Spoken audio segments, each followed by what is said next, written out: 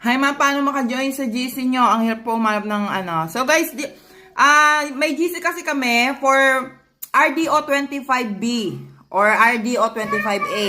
All Bulacan lang po ang ina-assist ko kasi ano po siya, para isang area lang kami, pag nagkita-kita kami doon or may mga questions, kumari may pumunta na doon na nauna na o ganito, may nagtanong, ganun po ang ano namin. So, depende sa RD po kasi ang mga